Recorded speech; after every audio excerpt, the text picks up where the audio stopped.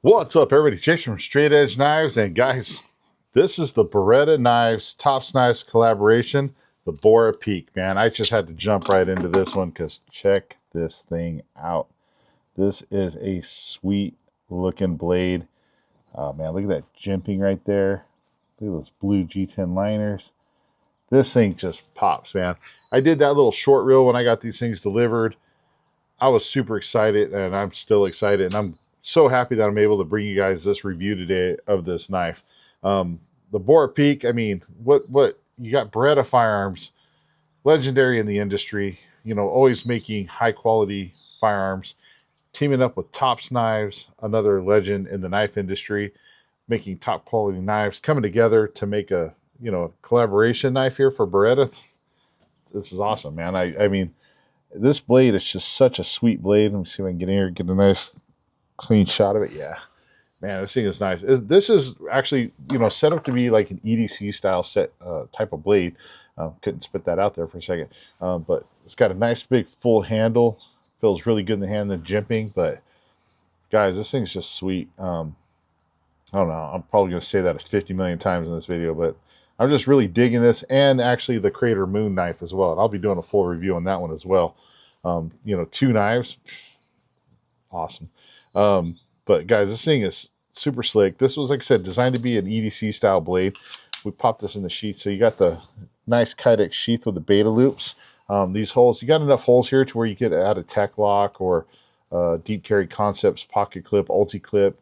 You could probably set this up pretty much any way you need for your carry needs, right? However you like to carry. But the sheath is very well made, black Kydex, no rattle, no nothing. You got this nice little thumb wrap right here on the back. Just put your thumb right there, pop it right out, ready to rock and roll. Let's jump into the specs on this, guy. So again, this is the Beretta Tops collaboration, the Borah Peak. You got an overall length of 8 inches, a blade length of 3.63. You have a cutting edge of 3.63. So that's coming from this little choil up to the tip. Blade thickness, you're looking at 0.16. So it's like a thick. It's not thick. It's thin yet stout. That's what I'm going to go with there. There's enough meat behind this that it's going to take some heavy use, but it's also thin enough that it's going to be easy to carry. You have 1095 high carbon steel with a 56 to 58 Rockwell hardness. That's what Tops does best, man. Tops is like the king of 1095. They have that heat treat down to a science. I've never had any issues with any of my Tops blades, cracking or chipping or anything. They've just always been fantastic. And I expect nothing less from this. You have black traction coating on here. So you got that really cool tactical black traction coating. I don't know if you call it tactical, but it's a very heavy duty resilient coating that stands up to a lot of abuse. You have dark gray with black G10 handle scales, a nice generous lanyard hole with blue G10 liners. And then the weight on this, you're looking at 4.7 ounces with the sheath, 6.3 ounces. And again, with the Kydex sheath. So it's not a heavy package. I would say definitely holding this blade, if you're looking at it, you're like, the back end is definitely a little bit, it flares out, but it fits the hand nicely at your pinky rest right here. So I would say your balance point on this knife is probably going to be right about here on the handle. That makes sense. It's not necessarily, it's more a back end heavy knife than I would say it is a front end heavy knife. Trying to balance it on my big old fat finger. We're probably right about there. So having a thicker scale here in the back definitely lends it to be a little back heavy. But I don't find that to be an issue. I mean, I guess if maybe you're a knife martial artist or something, that might make a difference. I'm not sure. I've never necessarily gotten into the combative aspects of knives. But it's definitely a little bit weighty in the back, but it feels fine. It doesn't to me, it doesn't affect the knife at all. And it actually gives you a really nice grip because I'm able to come in here, get my big old meat paws on there. My pinky rests nicely right here. There's just the slightest dip right here for your pinky to rest.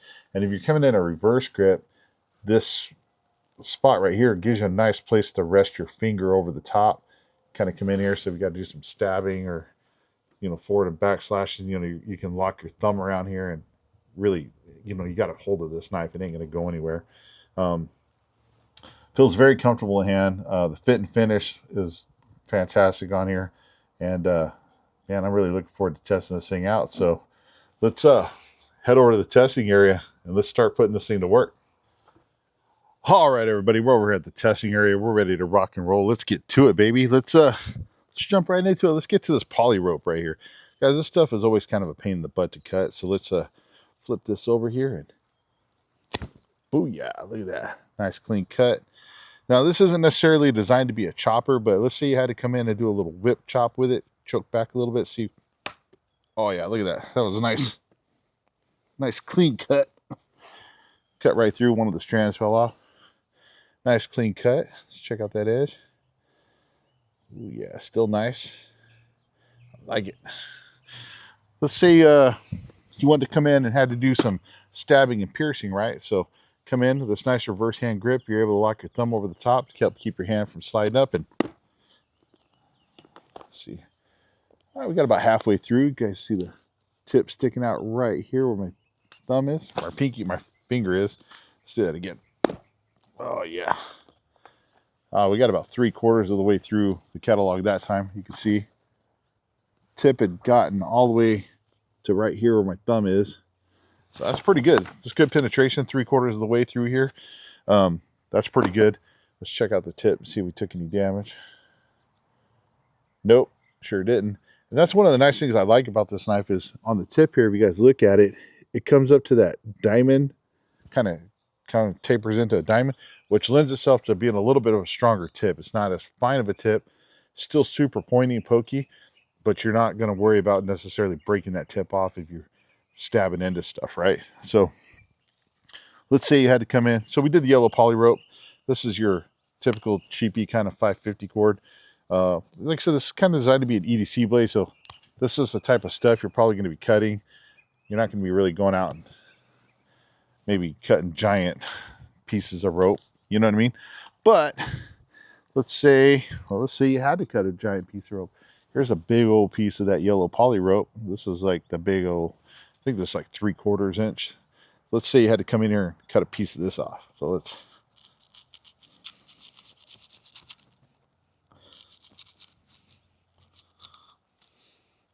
yeah, cut it off nicely.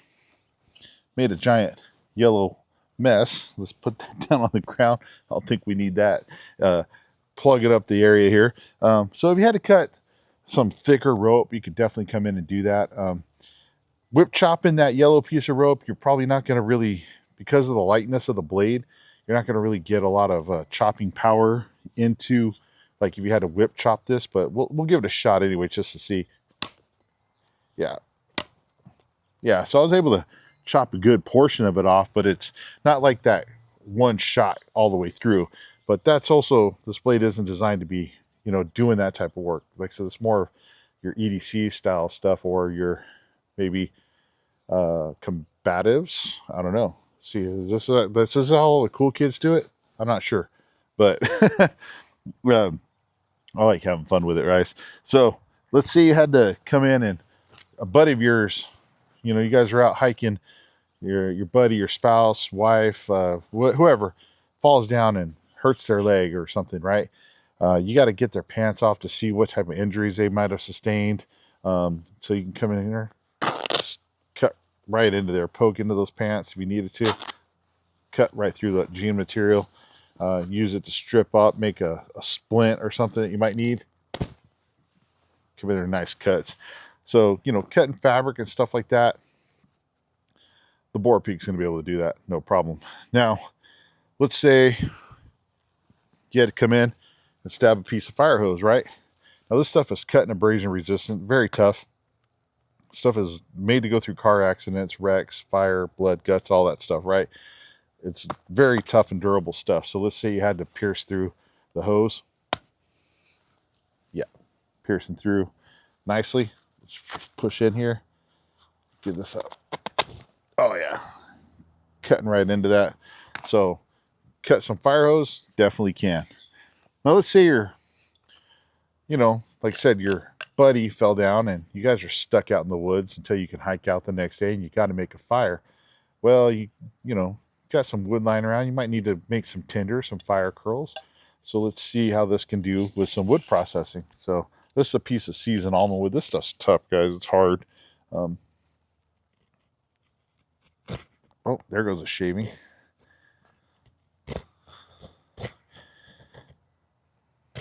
Yeah, coming in here, making some fire curls.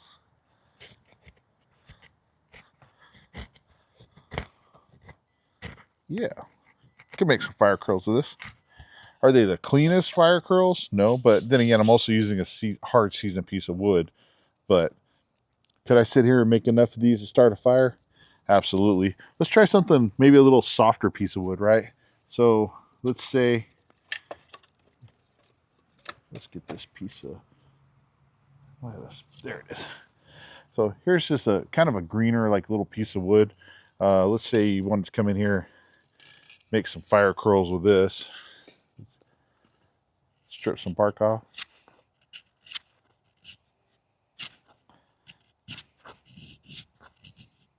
Now, I don't know how easily this would light up because it's green, but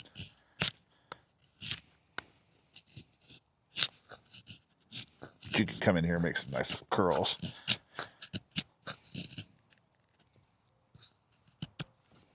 Yeah, you can do some curls. Like I said, they're not necessarily, this isn't necessarily designed to be a bushcraft knife to be out there, making the finest of curls and stuff, but you can do some with it, right? You can make some stuff work.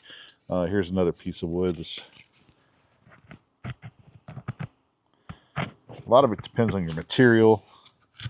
So I've even had some bushcrafty style knives that I've had a hard time making fire curls with this hardened wood, because this, like I said, it's hard. But I'm also not the greatest fire curl maker either. So there you go. So yeah, can you make some fire curls? You can. If you had to break this piece of wood down a little bit more, right? Let's say you needed to make some smaller pieces to get your fire going. So here's this piece. It's kind of big. It's tall, a little bit taller than the camera height here, but I'm going to put this right on top. If you had to do some light batoning, right? Come in here. Break that off. Do a little bit of light batoning. See the blade coming down through there.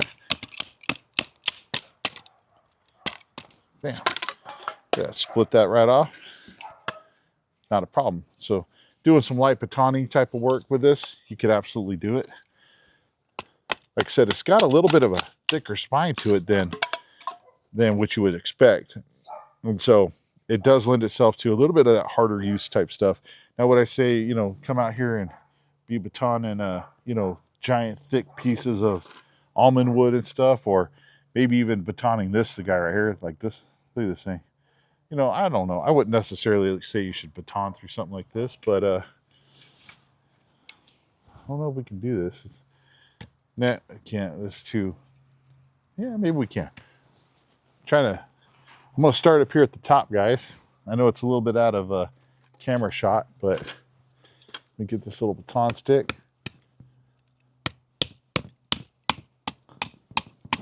Oh yeah. You guys see me coming down here?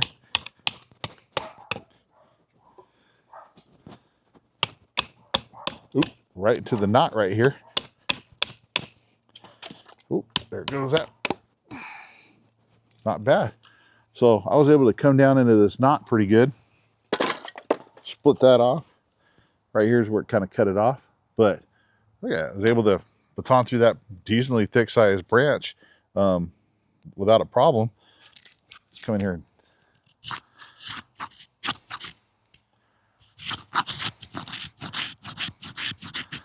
Oh yeah, there we go. Now we're getting some good fire curls. Yeah, look at that. Come in here, shave this stuff off. Get in there, make a fire with it, right? So there you go. So can the Borah Peak do some wood processing stuff? Yeah, it can. Is it like a Scandi grind where it's going to be the most perfect fire curls and things like that? No. A lot of times, guys, when I'm doing a lot of these tests, it's not necessarily, I don't necessarily always do these tests that, how should I put this? I do a whole series of things that maybe a knife isn't designed to do, but I like to do them because I like to show the versatility of a knife. If that makes sense.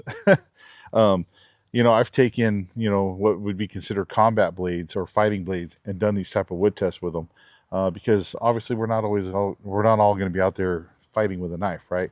So you might need to see if that knife is capable of doing some other things that you might find yourself having to do with a knife, right? So that's why I like doing these type of things. This is an EDC style blade, designed for everyday carry. You're out and about cutting rope, doing small things like that. You can even pull this out and cut your steak up and stuff like that, or you're at camp, do some light food prepping with it. But it also will serve itself into, like I said, the kind of self-preservation type of stuff as well, right? Totally matches up with what this blade is designed to do. But I do like to kind of push the limits of the blades, push them outside of maybe what their comfort zone would be, if you will, and have them do tasks that they're not necessarily designed or intended for. So that's why a lot of times I do the kind of bush crafty feather sticking or whatever type of stuff, because survival class I just took, the best knife is the one that you have. Right? Doesn't matter if you might have the best, most fantastic bushcraft knife at home, but if you don't have it the day you need it and this is what you have, this is what you're going to need to use, that's the best knife you have, right? So that's why I like doing these kind of not odd tests, but tests that aren't necessarily designed for what the knife is intended for. Look at that. I was able to baton through that stick pretty nicely. And it also shows that the knife is tough and durable and can hold up, because look at this. Batoning down through these pieces of wood. There's no edge damage. This thing's still good to go. You still had to come in here, cut a piece of rope. You can still cut a piece of rope. So there you go. Let's say this is the piece of wood that you have, or the knife that you have, and you need to make a divot, a bow drill divot or something, or a hole, or let's just even testing the tip of this thing.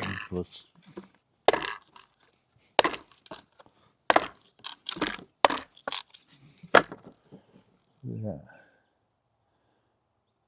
That tip is still straight and still pointy.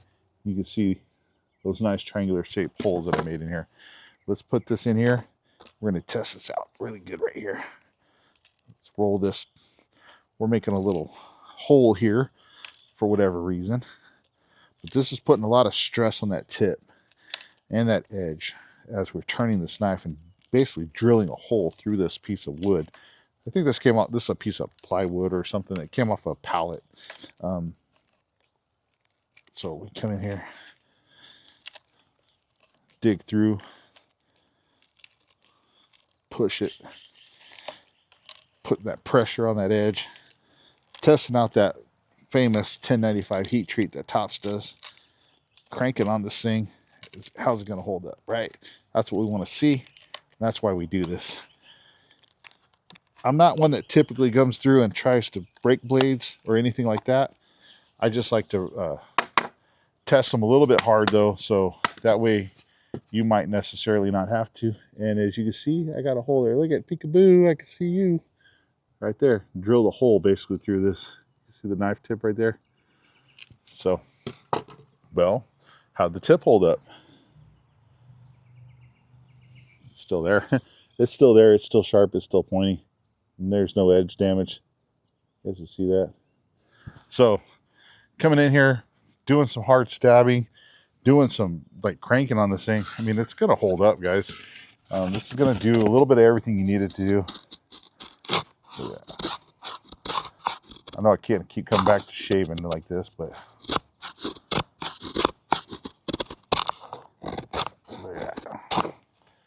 yeah, crank that stuff off. That's what I'm talking about.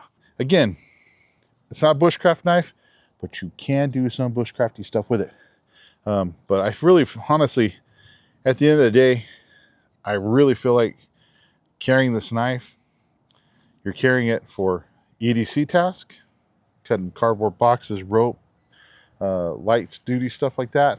But where I think it's that self-preservation stuff, man. This thing is going to be able to penetrate very well onto those zombies. You're going to be able to come in. Your thumb's going to lock in with his chimping, doing some hack and slash moves on those zombies. You're not going to worry about that tip breaking. And this is going to, because it widens out, it's going to open up, if you know what I'm talking about. And with this grip, nice and light, and being able to come in, doing forward, back, and all that cool stuff, I think that's where this knife is going to shine, is in those type of situations. The Borah Peak, guys, is this something that I would carry on a daily basis? Yeah, I would. I would carry this on a daily basis. I think, like I said, it's going to lend itself to those things, those type of situations. Is this a good forest hiking knife? Not necessarily. I think this is more of an urban self-preservation type of tool that would definitely match up well with your Beretta firearm. So I would keep that in mind, guys. Like EDC, self-preservation, awesome. Woodworking, stuff like that, bushcrafting, it can do it, but it's not going to be the best. So always buy the tool for the intended use is what I would say. If you're buying this to be a bushcraft knife, you might not be the happiest with it. If you're buying it for everyday carry, self-defense, self-preservation, you're going to be happy. All right, guys. This thing is pretty slick. I really love the way it looks. Love the way it carries. It's a nice package overall. Beretta Tops Knives nailed it. Knocked it out of the park with this one. And I'm looking forward to carrying this bad boy around some more. And stay tuned, guys, because the Crater Moon review will be coming soon as well. All right, everybody. Stay safe. Stay sharp. And carry on.